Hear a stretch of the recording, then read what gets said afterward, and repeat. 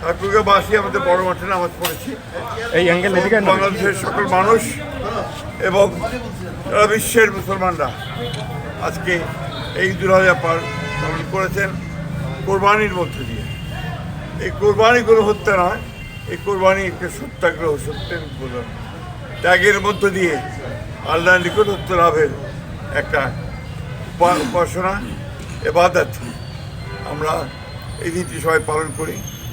আজকের এই দিনে বাংলাদেশের মানুষের কাছে আমাদের আবেদন যে আসুন আমরা সবাই ভেদাভেদ ভুলে গিয়ে দেশের স্বার্থে, মুসলমানদের স্বার্থে, জনগণের স্বার্থে আমরা ঐক্যবদ্ধ হই।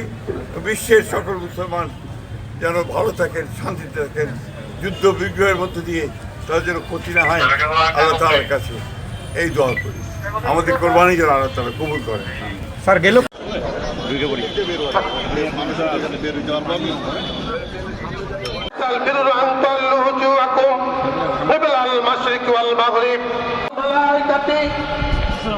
যারা ফেরেশতা কুলের মধ্যে ঈমান আনবে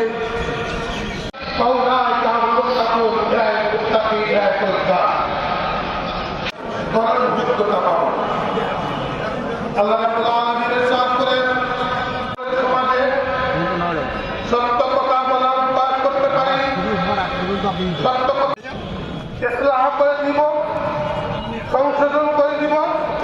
আর যারা আল্লাহ রাসূলের ইত্তিবা করে, অনুসরণ করে, ফাকাদ ফাযা ফাওজান আযীমা, তাদের জন্য মহা সাফল্য আছে, আল্লাহর সন্তুষ্টি অর্জন।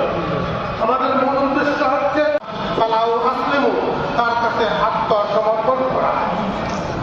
আমরা কাতারের মধ্যে এইভাবে করব, কাতারের মধ্যে ঢাকার কোনো ব্যক্তি জানত সামনের কাতারকে তেলাওয়াত করবে।